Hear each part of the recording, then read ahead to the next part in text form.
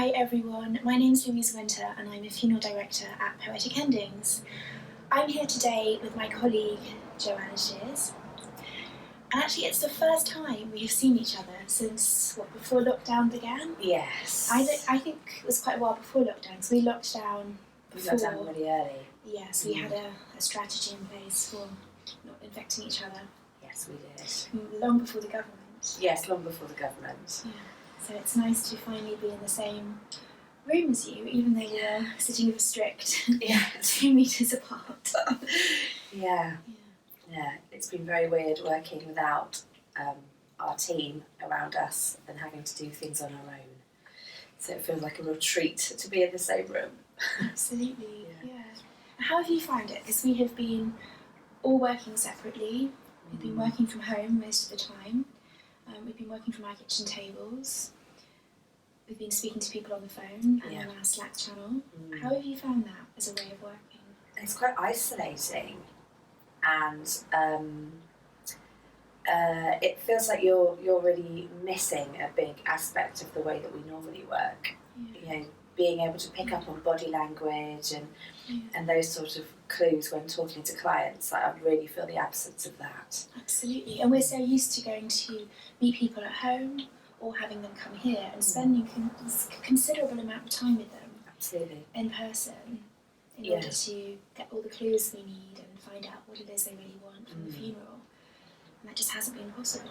No, and now having to arrive at funerals and try and guess which person is your client, it just feels really awkward and unnatural. Absolutely. And they often don't look as I've expected them to look. Yes. The person whose voice I've imagined is not the person who turns up at the funeral. No, I've had that quite a few times. It's really interesting. Yeah. And how about actually helping people in this way? How have you found you've been on the phone line, you've really been on the front line of speaking to people who are in distress and are probably more distressed because of the situation in which they find themselves.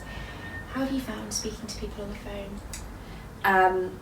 It's really, it's been on occasions quite harrowing, having those constant conversations that are really difficult, more difficult than they would normally be. Just having to say no all the time just feels awful. Yeah. And I've really struggled with that. Yeah. Feeling like we're just stopping everyone doing the thing that it is that they need to do, and we're just being able to say goodbye. It's absolutely. And you know, when a death happens, it feels like you've lost all control, and the funeral is that time where you feel you can get some of that back. But in this situation, that's taken away from people. So I think people are really struggling with that aspect. Yeah, and we've definitely really simplified the kind of funerals we've been prepared to offer. I know we went through that quite stressful period at the beginning of lockdown when we had to, actually before lockdown, we changed how we were working, and we put in quite a strict policy over what we would allow and what we wouldn't allow. And I think we were suggesting that people would need to have quite minimal funerals way before it became standard procedure. Yes. Yeah, and I'm glad that we did that, because it meant that we had less situations like we did right at the beginning, where you would start planning somebody's funeral in one reality, and then things would change, and you'd have to basically start again. So I'm pleased that we all sort of stuck to our guns and put those. I think once it became much clearer over what all the crematoria and the cemeteries were prepared to offer, we could then manage our clients' expectations right from the beginning, rather than having to interrupt them halfway through the funeral planning to let them know that something else had changed. Yeah, that's been the hardest thing. I've really struggled with that, having to constantly go back to families and say that one small bit of like personalisation or that thing you really wanted to do, you can't do that now. It's just the constant changing regulations. I found it tough to be quite upfront about that, so that they don't go away and get ideas about what it is they want to do, which we would then have to shoot down, basically. Yeah. Having to be very firm from the beginning about no going up to the coffin, no touching it, no coming to see the person that's died.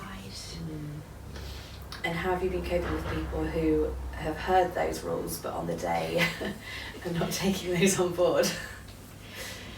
It's really tricky because we would love to be able to offer normal funerals, and we would love to be able to say, yes, you can carry the coffin, yes, you can go up and put your hand on the coffin and say goodbye, and you can place all the flowers that you want to, and all the things that we normally do as funeral directors that now we really can't do. And it's really tough when we're doing it, not to be mean, but because it's for people's safety. And it's only when we explain, I think, why we're not allowing certain things to happen that people really embrace it and understand that it's not just because the sort of creme says no attitude is prevailing, but because it's for a valid reason. It's to do with protecting everyone. And exactly. I found people have understood it when I've said to them, you can't touch the coffin because the coffin is going through into the crematory after the funeral, and the people behind, the technicians, have to touch the coffin again. It's putting them at risk.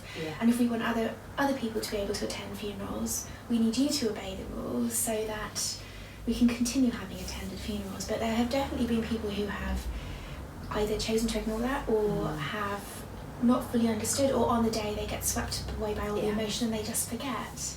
And luckily we haven't had anyone touching coffins, but there's definitely been an occasion when someone was placing things on the coffin. And it's really tricky to know, are we supposed to stop that? Same with too many people attending. Are we supposed to police that? Are the police supposed to police that? Is the crematorium supposed to police that? And I felt quite uncomfortable, not through the funerals we've dealt with actually, but through being at the crematorium specifically when other people have been there, other funeral directors for their funerals, and they have not listened to the rules.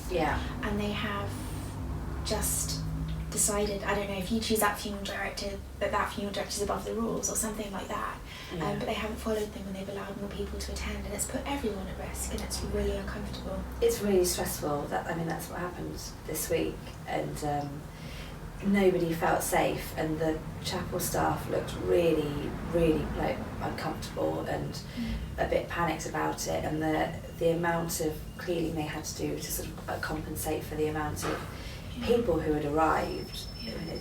It knocked all the funeral times back, and it has such a huge impact on everybody. Never mind the families who have stuck to the rules, who then say, why have they got 40 people and we have got 5? It's just not fair. Which is exactly what my client said to me. I said, oh, have the rules just been relaxed? So, no. No, they have not. Some people thought the rules never applied to them, yes. Unfortunately. I've been really impressed by some of the crematoria and their attitudes towards making it so funerals can happen, hopefully in a really safe way. At the beginning it was really upsetting because some had put really strict procedures in place, others were going on about like it was business as usual, there was no protection, no limits and numbers, and then we seemed to have reached a point where it was all quite stable and everyone had limits in place and everyone knew what was expected. I think that's changing again. I've noticed quite a few emails from crematoria today changing the restrictions again. Because like you said at the beginning, it was so up and down, depending on which crematorium you spoke to, that it was impossible to manage clients' expectations because it was all over the place. But now that it's sort of plateaued, I'm worried about it changing again and people making up their own rules, because actually it had become quite solid. People were all sort of following a similar framework, which was helpful. And there wasn't too much difference between the number of people who were allowed in London at various crematoria. Even though I've now discovered there are 31 crematoria in the London area. Right. There's a lot of policies to keep up to date with. That's true. Especially if they keep changing. Yes. Yes. Changing every 5 minutes at one stage. Absolutely, absolutely. And that might start happening again now that things are beginning to lift. I'm not looking forward to that. Me neither.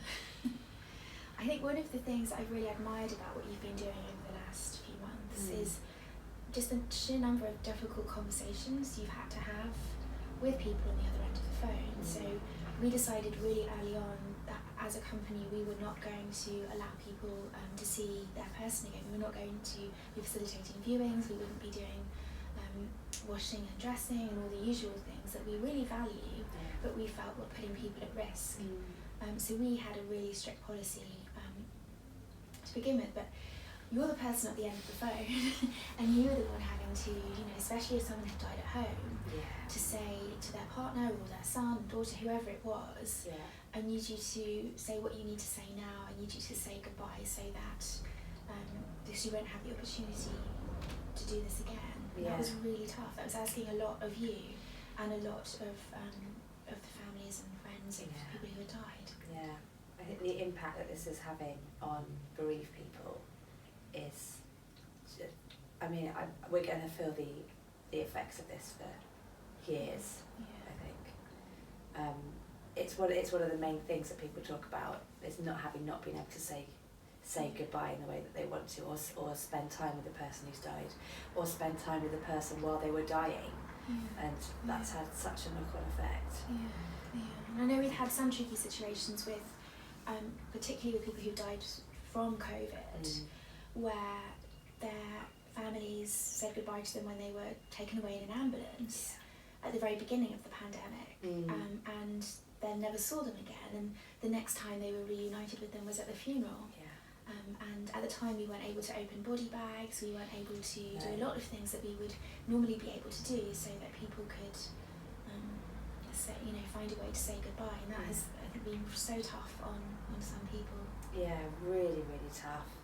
It's that shock, the shock of people dying very quickly and unexpectedly, and not being able to have that time with that person to understand that what's happened is really having such a massive impact on people.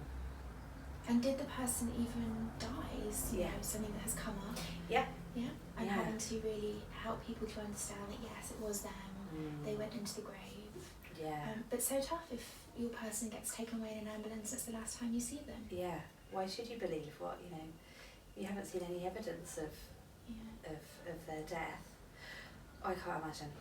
And all of our work has been based around having time to acknowledge what's happened, being able to come and spend time with the person to say goodbye, to see the reality of death with their own eyes, to get involved with it as well. I mean, a massive part of the work we do is involvement and participation, and we've had to stop all of that as well. So I think funerals are really going to change after this. I think people's expectations have completely changed over what a funeral can be like. It hasn't all been awful, actually. Some of the ceremonies have been so small and intimate and really meaningful. I've noticed with some of the people we've worked with, they've really distilled the essence of the person, worked out what's important, and even if particular family members couldn't be there because they needed to travel from abroad or they were isolating, they've sent people in their place. And some of the ceremonies have been really amazing and very different to what a funeral would have been like if we had all the normal sort of signals and the things that we would normally do when someone dies to fall back on. I've felt that. A lot of them have been so sensitive and nuanced and beautiful, and like you say, distilled is a good word to use, actually. And they're often led by the family members themselves as well, which is quite unusual to have that. It's now more unusual to have a celebrant or a minister lead the funeral than it is for the family to lead it themselves. So they're regaining control in that way. And really, really beautiful, very moving. Yeah, really amazing. And it's also been really, really sweet when nobody can be there, and so other people are being sent to represent the family who may be old, long lost friends, that kind of thing.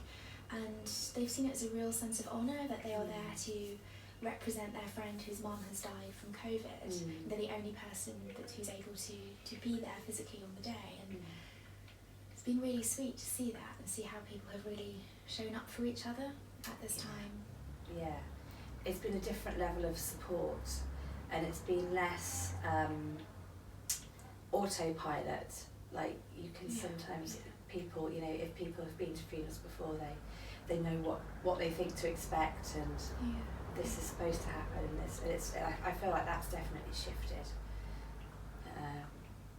No limousines. No limousines, and we were struggling to get flowers at the very beginning, so people were really having to make difficult decisions and get creative with flowers. Saw some really beautiful things going on with flowers. Yeah.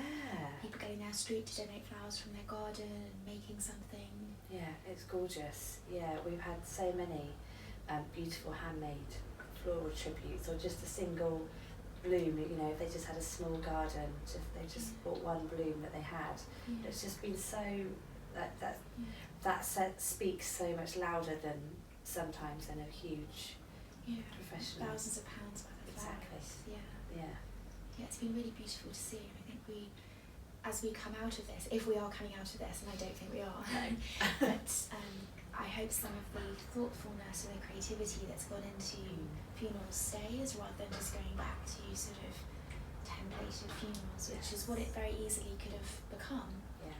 And I'm so pleased that it didn't. People managed to find an identity even within the very limited parameters we were working in. Yeah, no,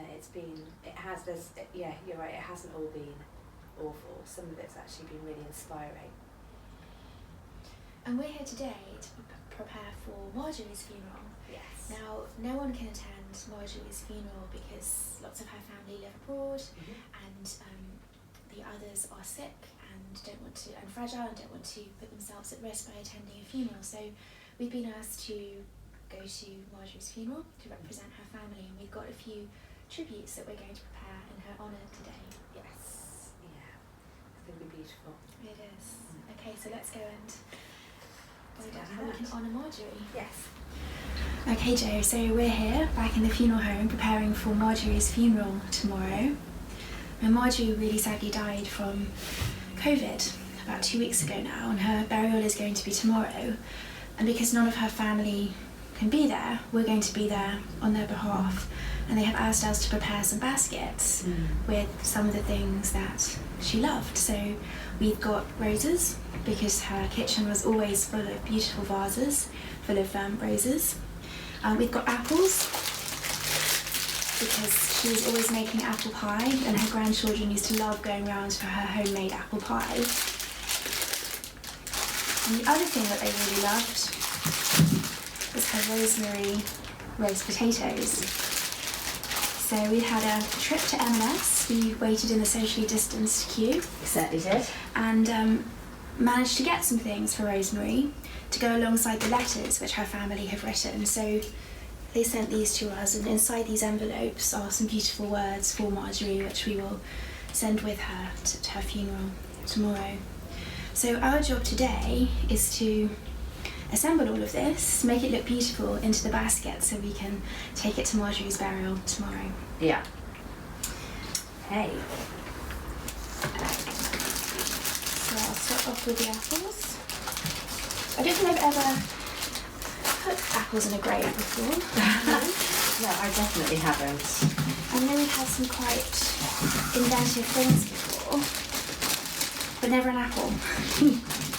Had time machines, definitely lots of different kinds of flowers, letters, but never an apple. So normally we would have been able to go to Marjorie's house.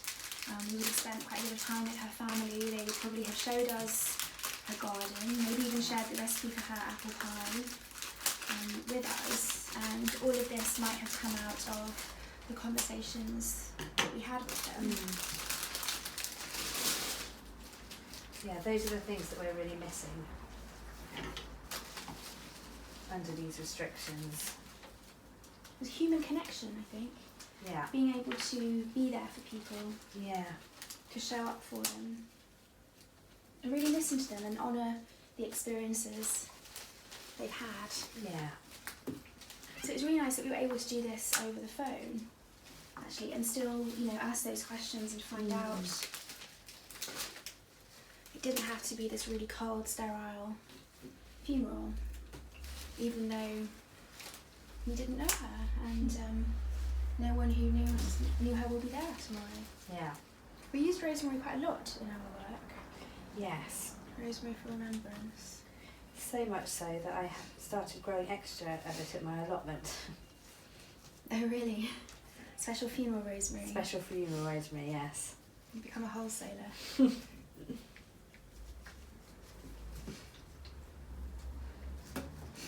actually can't use rosemary in my personal life anymore because I associate it so strongly with funerals. Yes, I have the same with lemon. Oh, lemon is your funeral smell. That's my funeral smell. Or your mortuary smell, actually, That's isn't my it? mortuary smell, yes.